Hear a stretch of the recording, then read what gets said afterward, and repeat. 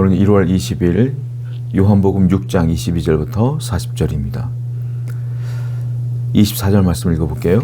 무리가 거기에 예수도 안 계시고 제자들도 없음을 보고 곧 배들을 타고 예수를 찾으러 가버나움으로 가서, 자, 이 앞절은 어떤 내용이냐면 오병이어 사건이 벌어졌어요. 예수님께서 물고기 2마리, 떡 5개로 5,000명을 먹이시고 12바구니가 남은 사건이 벌어졌단 말입니다. 자, 그런데 그 기적을 본 무리들, 모든 사람들이 배불리 먹은 그 기적을 통하여 예수님은 하나님의 아들인 것을 깨닫게 돼요. 메시아인 것을 알게 됩니다. 그리고 예수님을 찾아가요. 예수님이 산으로 갔다는 소식을 듣고 산으로 찾아가요. 산에 안 계신 겁니다. 이미 가버나움으로 가셨다는 얘기를 듣고 배를 타고 예수님을 쫓아와요. 그 가버나움으로 가서 드디어 예수님을 그 무리가 찾는다라는 것입니다. 그들이 예수님을 찾은 목적이 무엇일까요? 양식입니다. 가뜩이나 가난한데 먹을 것이 없는 삶을 살고 있는데 예수님이 떡 5개와 물고기 2마리로 5,000명을 먹이신 겁니다. 그걸 자기들이 체험했고 배불리 먹었고 경험했단 말이에요. 그러니까 저분이야말로 우리를 배불리게 하실 분이구나 라는 생각으로 양식을 얻고자, 배불리 얻고자 예수님을 그렇게 열정적으로 찾아다닌 것이다. 잘못된 열심이에요. 열심이긴 열심인데 열심히 찾긴 찾았는데 근본적으로 잘못된 열심이다라는 겁니다. 여러분, 우리가 주님을 찾고 주님께 충성하는데 우리의 충성과 우리가 주님을 찾아 헤매는 그 모습들이 과연 선한 일 때문이신지 아니면 옳은 일인지 그런 일인지를 우리가 늘 점검해 봐야 된다는 거예요. 여러분들의 주님을 향한 열심은 과연 주님의 영광을 위해서입니까? 아니면 나 자신을 위해서입니까? 한번 생각해 봐야 돼요.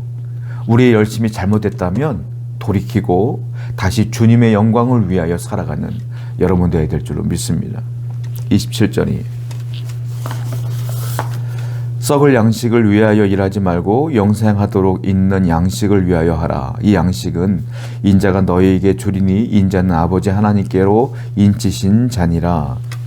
예수님께서는 썩을 양식과 영생하도록 있는 영원한 양식에 대한 얘기를 하고 계세요. 썩을 양식을 위하여 일하지 말고 이제 영원한 양식을 위하여 일하라. 이렇게 주님께서는 말씀하고 계시는 거예요. 한마디로 말하면 예수님의 말씀을 듣고 예수를 믿었고 예수님의 기적을 보았다면 너희들이 좀 변화해야 되지 않겠느냐 이 말이에요. 왜 여전히 썩을 양식을 위하여 그렇게 찾아 헤매느냐, 이 세상의 양식을 위하여 그렇게 찾아 헤매느냐, 이제는 좀 바뀌어야 되지 않겠느냐, 변화되어야 되지 않겠느냐. 그동안 썩을 양식을 위해 살았다면, 세상의 양식을, 세상의 성공을 위해 살았다면 이제는 썩지 아니하는 양식을 위해 찾아야 되지 않겠느냐 이 말이에요. 이 썩지 아니하는 양식은, 영원한 양식은 누구를 말합니까? 예수님입니다.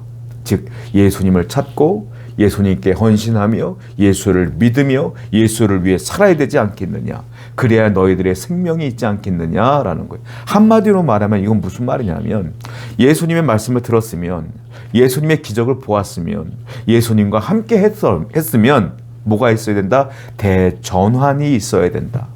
생각이 전환되어야 되고 가치관과 인생관이 전환되어지고 변화되어야 되지 않겠느냐 이 말이에요.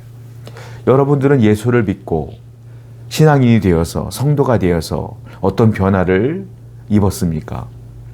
생각이 바뀌었나요? 삶의 방식이 바뀌었습니까? 언어가 바뀌었습니까? 여러분들의 삶의 목적이 바뀌었습니까? 무엇이 바뀌었습니까? 바뀌어야 된다는 거예요. 변화되어야 된다는 거예요. 그동안 험한 말 했던 여러분들 입이 바뀌어야 돼요. 입술이 바뀌어야 돼요. 건전하지 못한 생각을 했던 여러분들의 생각이 바뀌어야 돼요. 고집과 아집으로 똘똘 뭉친 여러분들, 교만함으로 똘똘 뭉친 여러분들 겸손해져야 돼요. 이웃을 향하여 무시했던 내 생각들, 이제 그들을 겸손히 높이며 나보다 높은 자로 섬길 줄 아는 자가 되어야 돼요. 생각과 말과 행동과 습관과 삶의 목적이 완전히 바뀌어야 된다. 그것이 신앙인이에요. 변하지 않는 신앙인이 아니라 제대로 믿지 않은 것이다라는 거예요. 오늘도 여러분들의 삶에 예수님 때문에 변화되는 역사가 나타나기를 축원드립니다. 30절이에요. 그들이 묻되 그러면 우리가 보고 당신을 믿도록 행하시는 표적이 무엇이니까? 하시는 일이 무엇이니까? 그들이 또 대꾸합니다. 그러면 우리가 보고 당신을 믿도록 하는 표적이 무엇입니까? 표적을 좀 보여주세요. 우리가 이미 봤지 않습니까? 오병이어 사건을 봤잖아요. 그러면 그 표적을 한 번 더 보여주시죠. 늘 표적과 이적을 보여주시면 우리가 당신을 영원한 생명의 떡으로 모시지 않겠습니까? 또 표적을 구하고 있는 거예요. 이스라엘 백성들은요, 광야 시대 때 모세를 통하여 수많은 기적을 봤어요. 수많은 표적을 받고 기적을 봤어요. 하늘에서 만나가 내렸고요. 반석에서 물이 터졌고요. 홍해 바다가 갈라졌고요. 애국 군대가 수상되는 걸 봤고요. 구름 기둥과 불 기둥이 떠오르는 걸 봤고요. 옷이 헤어지지 않고 신발이 헤어지지 않는 그 기적을 봤고요. 늘 하나님의 기적과 동행했던 사람들이 이스라엘 백성들이에요. 그런데 성경을 보십시오. 출애굽기를 보세요. 그들이 했던 일이 무엇입니까? 늘 하나님께 원망했어요. 불만이 많았어요. 기적을 봤지만 늘 배신했어요. 원망하고 불평했어요. 기적을 본다고 내가 신앙이 좋아지는 거 아니에요. 기적을 봤음에도 불구하고 배신하고, 기적을 매일 보여주다가 하루만 안 보여줘도 원망하고, 그것이 사람이라. 그런데 또 지금 오늘 본문을 보게 되니까 예수님한테 뭐라고 말하고 있어요? 또 기적을 보여달래요. 성도는요, 기적을 통하여 믿는 자가 아니에요. 성도는 기적과 표적이 아니라 하나님의 말씀을 붙들고 사는 존재예요. 하나님 말씀이 여러분들의 삶의 기반이 되어야 되고 기초가 되는 거예요. 기적은 없어도 돼요. 이적은 없어도 돼요. 말씀을 붙들고 사는 사람은 그 말씀 때문에 예수가 믿어지는 거예요. 때로는 기적이 필요하지만 없어도 믿어. 없어도 하나님의 뜻이 있겠지 라고 믿는 게 말씀의 신앙이에요. 기적의 신앙은 기적이 없으면 원망해요. 표적이 없으면 원망해요. 여러분들은 어떤 신앙인이에요? 말씀의 신앙이 돼야 돼요. 반드시 여러분들은 하나님의 말씀대로 이끌어 주실 줄로 믿습니다. 33절 말씀입니다. 하나님의 떡은 하늘에서 내려 세상에 생명을 주는 떡이니라. 하나님의 떡은 하늘에서 내려서 생명을 주는 그 떡이래요. 생명을 주는 거래요. 자, 구약시대 때 출애굽 때 그들이 생명을 위협받을 때 하나님이 뭘 줬습니까? 떡을 줬죠. 그 떡의 이름이 뭡니까? 만나. 만나라는 떡을 줬어요. 그 만나를 먹으면서 40년 광야 생활을 살았다는 겁니다. 그 만나는요, 사실 예수님의 그림자예요. 그러니까 예수님을 예표하는 거예요.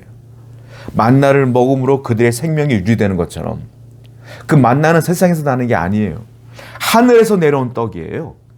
그래서 하늘에서 또 다른 떡이 내려올 것인데 그 떡을 먹는 자가 살 것이다. 이걸 예표하는 거예요. 그림자처럼 보여주시는 거예요. 미리.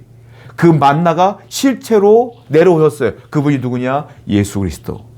예수 그리스도를 믿는 자가 영원한 생명을 얻는다. 이거를 예표한 것이 만나라는 거예요.